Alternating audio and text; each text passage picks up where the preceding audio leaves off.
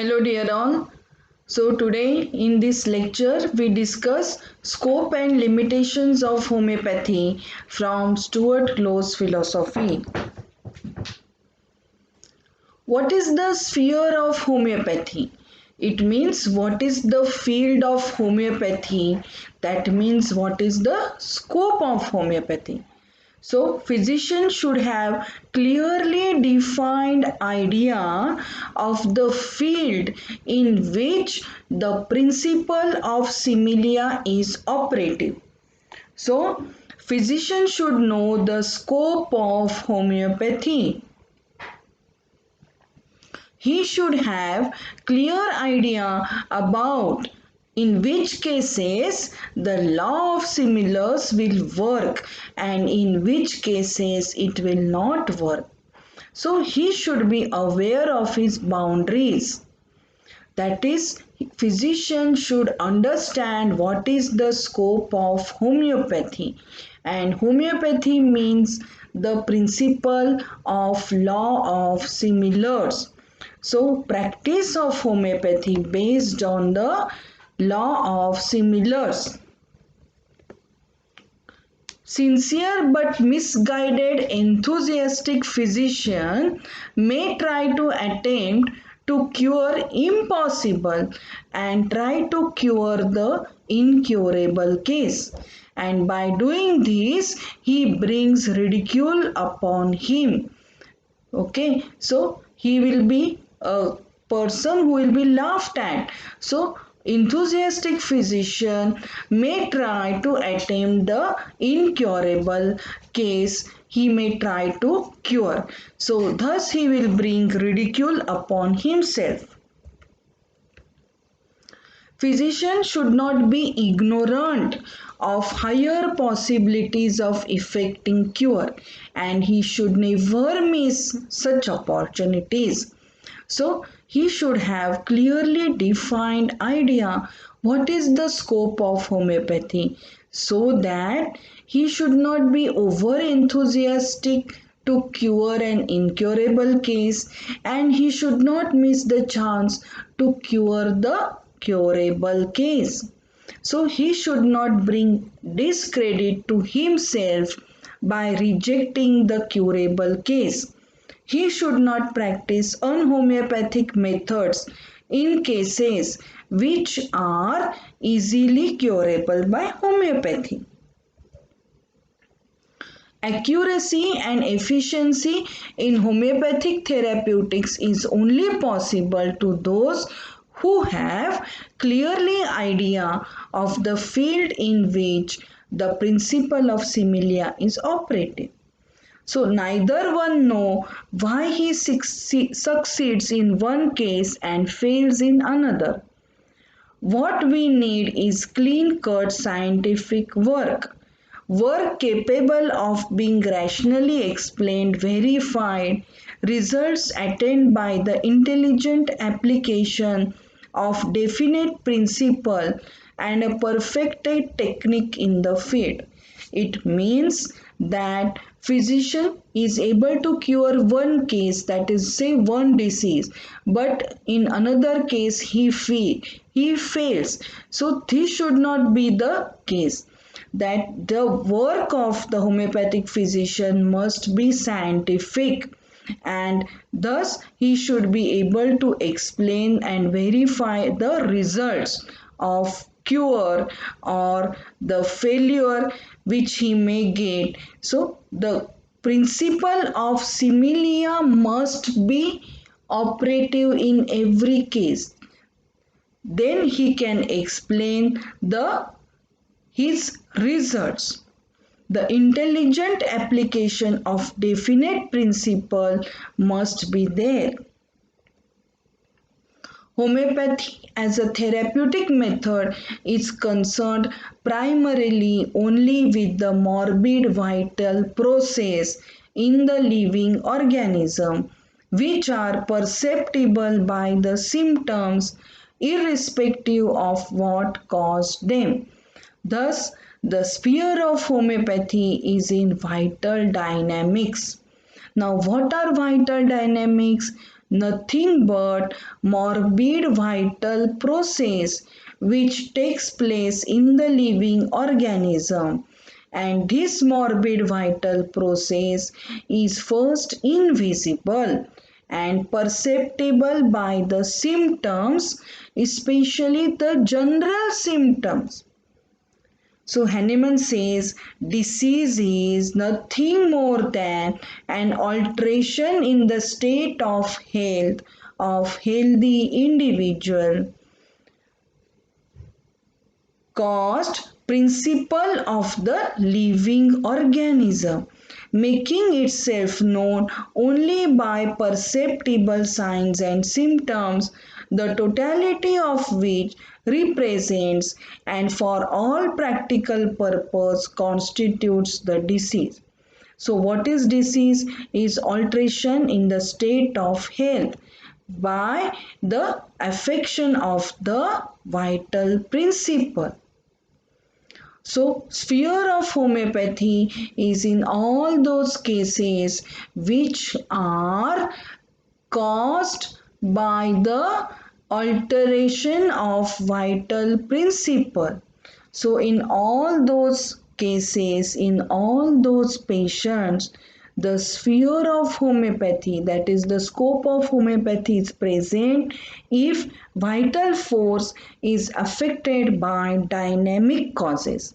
Hence, it is called as vital dynamics is the sphere of homeopathy. It becomes very necessary, therefore, in homeopathic prescribing to carefully separate the primary functional symptoms which represent the morbid process itself. So, the attention of the homeopath must be on these primary functional symptoms, that is, patient's general symptoms which represent the morbid process itself, and these are not visible symptoms. From the secondary symptoms which represent the pathological end products of the disease. So, homeopathic physician should clearly separate the primary functional symptoms which represent the morbid vital process itself and the secondary symptoms which represent pathological end products of the disease. The gross tangible lesions and products in which disease ultimates are not the primary object of homeopathic physician. Thus, the secondary symptoms which represent the pathological end products of the disease are the gross tangible lesions, that means disease felt by fingers, such as warts, corns, tumors, ulcers. So the gross tangible lesions and organ pathology, that is the products of the disease, are not the primary object of homeopathic prescription. So we don't prescribe for the tumor which affects the patient, nor we are guided by the secondary symptoms which arise from the mere physical presence of the tumor. So we prescribe for the patient. That means selecting and being guided by the symptoms. Which symptoms? Primary symptoms. What are primary symptoms? The general symptoms of the patient which are very near to him and which are not visible. So physician has to find out these symptoms by case taking, and so much important are these symptoms as they represent the morbid vital process which preceded the organ pathology or which preceded the gross tangible lesions in the organs which are the ultimates of disease. If there is doubt to which symptoms are primary and which are secondary, In evolution of disease in the living organism, functional changes precedes the organic or structural changes. Function creates the organ is a maxim in biological and morphological science, from which it follows that function reveals the condition of the organ.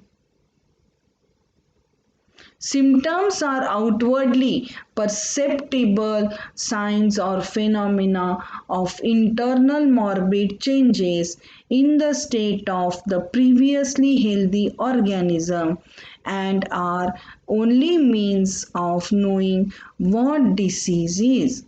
So, what is the concept of disease in homeopathy?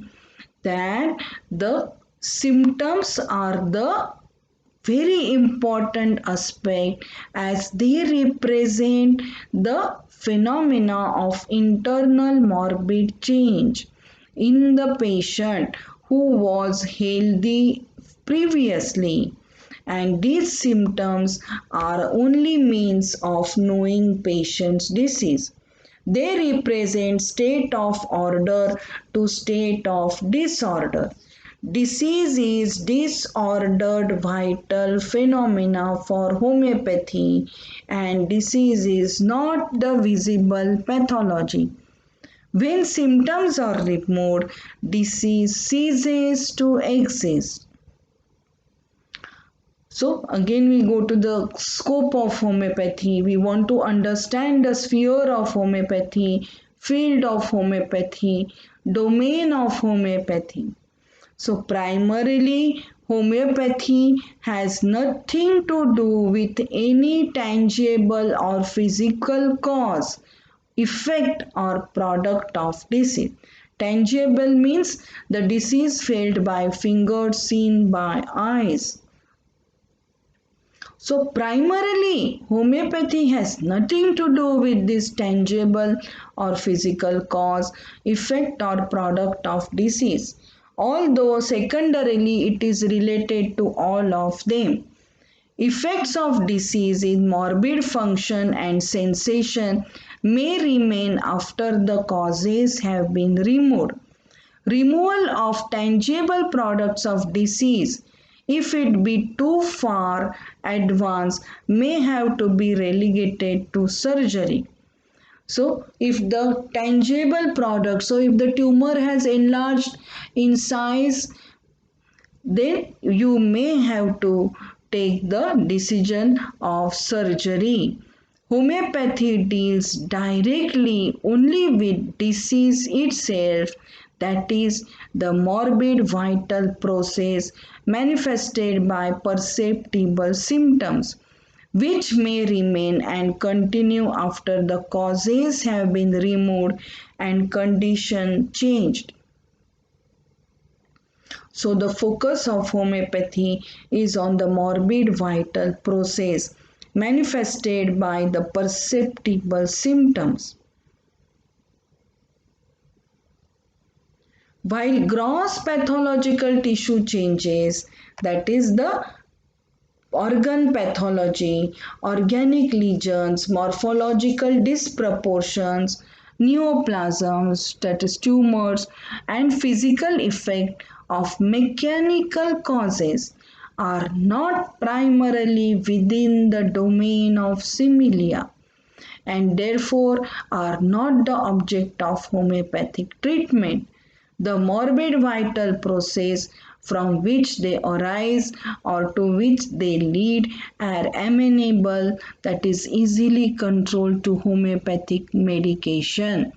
So what is under homeopathic medication which can be controlled by homeopathic medication are these morbid vital process which are the beginning of the disease, so which contain the roots of the tissue changes, pathological organic changes. So domain of homeopathy is this morbid vital process, and the neoplasms and tumors and organic lesions and tissue changes are not the domain of homeopathy.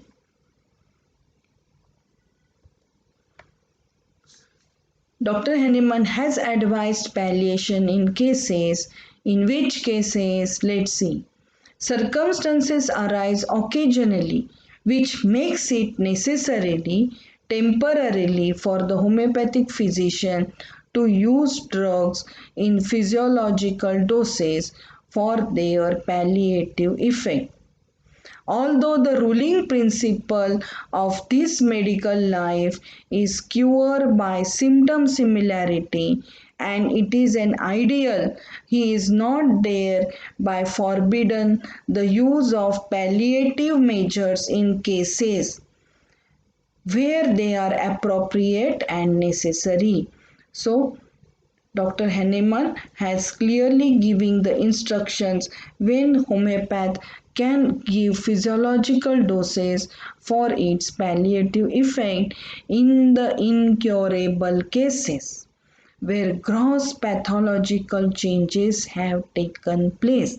And also one more point, that the cases due to the effect of mechanical causes are not within the domain of similia. So, trauma leading to the injuries, fractures, hemorrhage, destruction of tissues, not primarily within the domain of similia. Incurable cases, Dr. Henneman advised palliation, that is, drugs can be given in the physiological doses. Homeopathy treats the man in the disease. Homeopathy treats the patient. When the vital force is dynamically deranged, symptoms are noted, and on the basis of totality of symptoms, similar medicine is prescribed. Homeopathy has a scope where vital process is deranged dynamically and has palliative treatment for the pathological disease and mechanical disease. So, scope is there when vital force is deranged dynamically, and the palliative treatment, that is antipathy, can be given to the advanced pathological diseases and when there is mechanical cause of the disease like trauma. Homeopathy has great scope in psychosomatic diseases where mind is affected to its extent. Thus, homeopathy is called as science of vital dynamics. So, the sphere of cure. Homeopathic remedies, where do they act? They act upon vital functions. They influence the tangible products of disease also. So, where do they act? They act on vital functions first and then they influence the tangible products of disease. Growths of tumors may be retarded, excretions or secretions may be increased or decreased, eruptions and ulcers are healed. These happy results, which are visible, tangible, are incidental. Real happy cure in dynamic or functional plane. So, happy results which are visible, tangible are incidental. Real happy cure is in the dynamic and functional plane. Cure by dynamical influence of similimum on vital energy of patient is the real healing. So, what is the concept of cure in homeopathy? That dynamic action of the similimum on the vital energy of patient, and this is the cure, what we call healing. What are Dake's prepositions? So, Dr. Stuart Close describes Dake's prepositions where it is a limitations of homeopathy.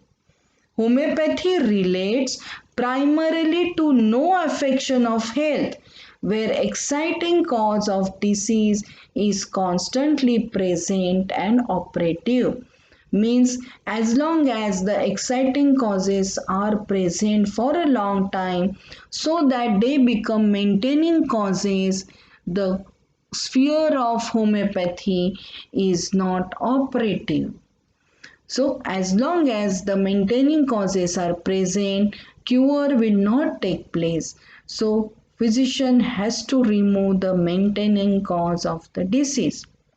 Second point, it relates primarily to no affections of health which will of themselves cease after the removal of the exciting cause by physical, chemical, or hygienic measures. Thus, it can be related to the concept of indisposition, where these causes, such as some physical, chemical, or hygienic, can be removed by corrections of such causes. So, if there is a eye strain due to the prolonged night watching, or there is the hygiene is not maintained causing some health disturbance, then correct these causes. So homeopathic treatment is not necessary here. It relates primarily to no affections of health occasioned by the injury or destruction of tissues which are incapable of restoration. So, if there is a mechanical cause leading to the destruction of tissues, the trauma causing fracture or leading to the bleeding arteries, there is scope is not there. It relates primarily to no affection of health where vital reactive power of the organism to medicine is exhausted, obstructed, or prevented. Thus, patients with very low vitality, very low susceptibility, who are prolonged time they are ill or on the bed, the vital reactive power diminishes, the scope of homeopathy is limited. It relates to no affection of health, the symptomatic likeness of which may not be perceptibly produced in the healthy organism by medical means, not to the affections in which such symptoms are not perceptible. What is the meaning of this fifth point? That the scope of homeopathy is limited when one cannot find the exact match. Symptomatic likeness means the exact match of remedy with the totality. Then again, the scope is limited. So again, what is the domain or field of homeopathy? Affections of living organisms in which perceptible symptoms exist, similar to those producible by pathogenic means, in organisms having the integrity of tissues and reactive power necessary to recovery, the exciting cause of the affections and obstacles to cure having been removed or having ceased to be operative. Thus, the patient's maintaining causes are removed, the obstacles are removed, and he is having the vital reactive power, sufficient integrity of the tissues, then the cure takes place by administration of similimum where the symptoms are matched. The perceptible symptoms exist, then cure takes place. Sphere of similia in medicine is to the morbid functional processes which results primarily from the dynamic action upon the living organism of morbific agents inimical to life. Thus, what does this mean? The field of similia is in the morbid functional vital process, means the affections of the vital process expressed as the sensations or symptoms, which are mainly general symptoms, and the vital energy is affected by dynamic disease causing agents. The field of similia is operative or scope of homeopathy is present. There are three causes of diseases: mechanical, chemical, and dynamic. Mechanical cause causes injuries due to trauma. Minor injuries may be there, destruction of tissues may be there, or foreign bodies are found, or there is absent organs, so the organs are not developed, or displaced organs, or prolapse of organs. So this is mechanical cause. Treatment is surgery or the physical therapeutics. Physiological doses may be given, or the correction of hygiene is needed.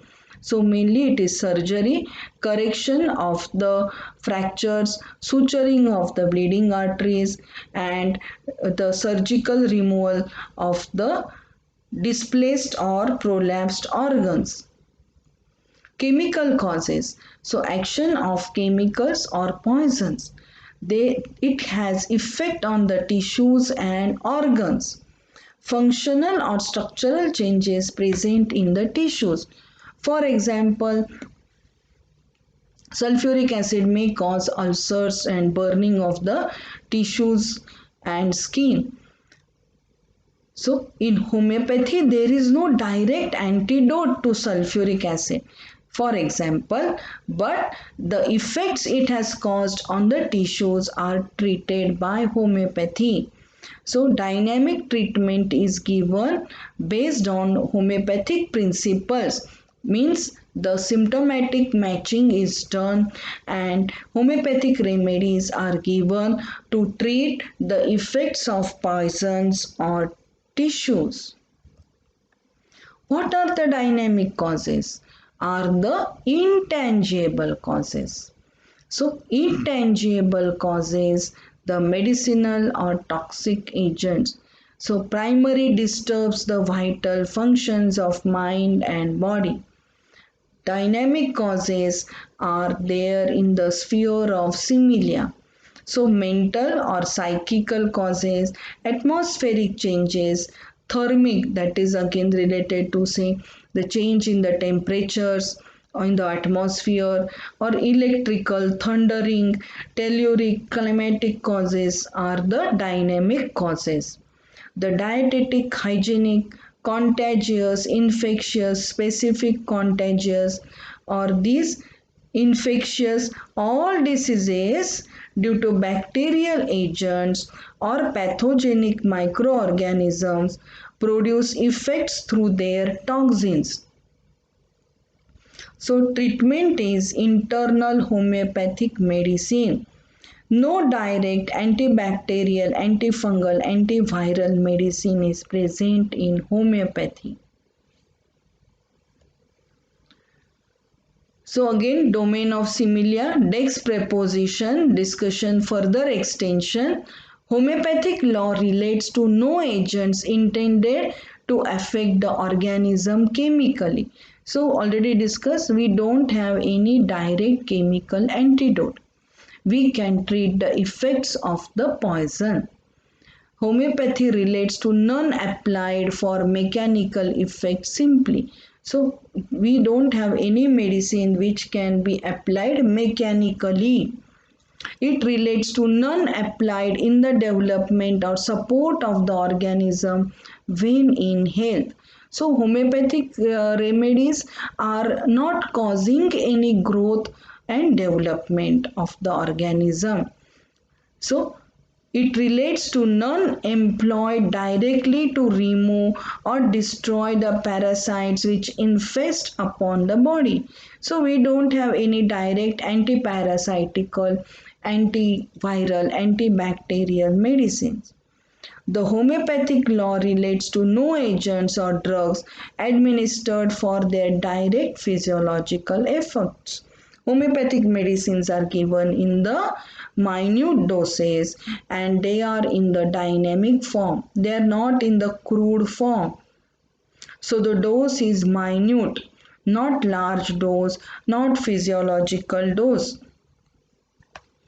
Medicinal agents which affect the organism as to health in ways not governed by chemistry, mechanics or hygiene. So homeopathic medicine is not having the direct chemical agent, it is not a mechanical agent and it is not for a directly as a hygienic measure, but those medicines capable of producing ailments similar to those found in the sick. Disease curing power lies in the disease producing power. So remedy is curative only if it is able to produce some such symptoms in the healthy prover. The third proposition here, that it relates to none applied in the development or support of the organism when in health. So development or growth of organism in health depends upon assimilation. It depends upon mutual action and reaction, which is the fundamental principle of homeopathy. But principle of similia does not relate to growth and development directly. Homeopathic remedies do act on function of assimilation. So in homeopathy, cure is by dynamic doses. Similia is the ruling principle.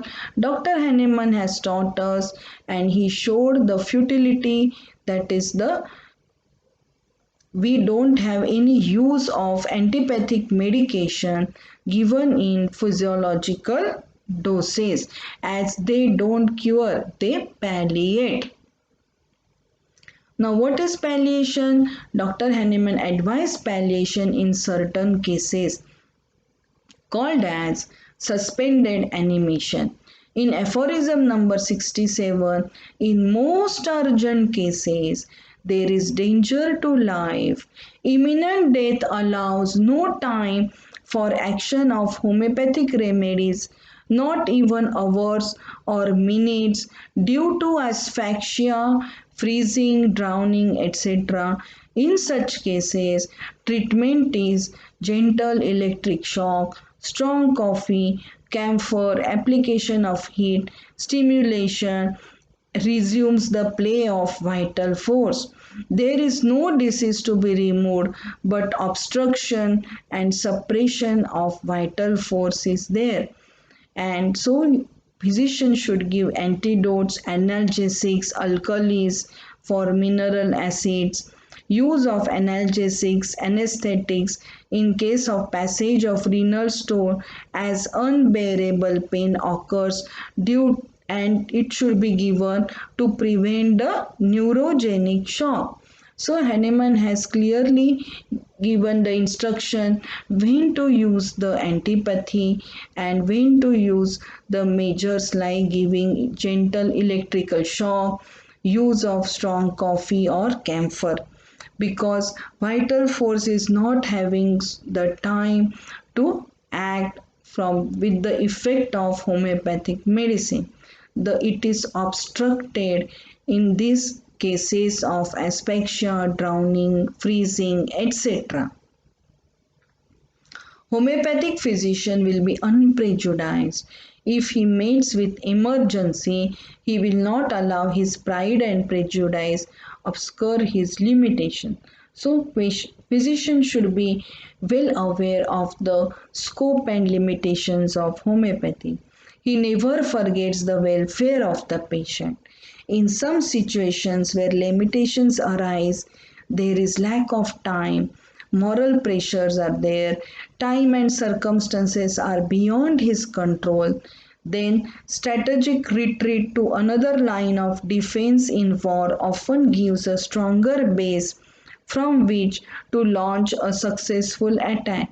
So, homeopath follows this quote that strategic retreat to another line of defense is that is what he will adapt. That means he will administer antipathic medicine in the emergency cases.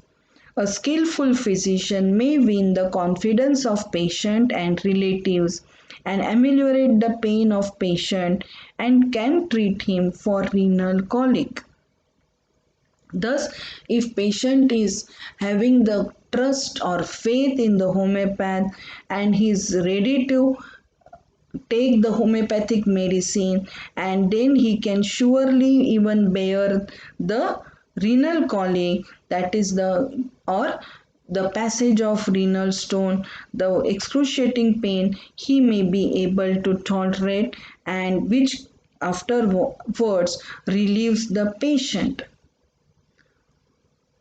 Patients should be educated for the method and principles of homeopathy.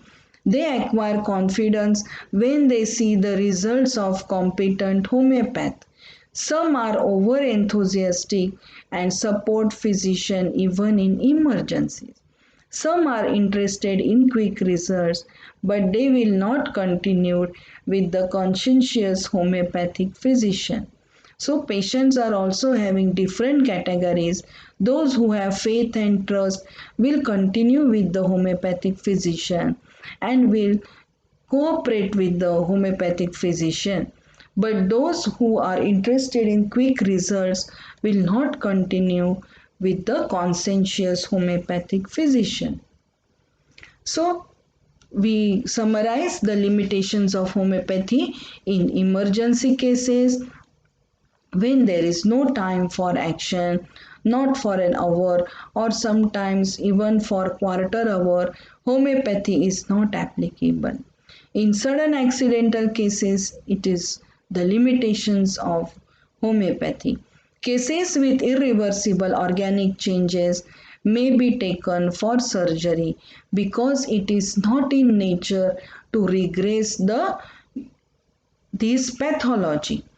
In cases where existing or maintaining causes still persist, in cases with very low vitality, in some obstetrico-surgical gynecological cases, the surgery is the treatment which is required. Cases lacking the vital organs or the artificial chronic disease, the limitations of homeopathy. Idiosyncratic patients are difficult to cure because they prove every remedy they are given.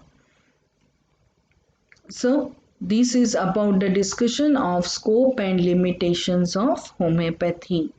Thank you.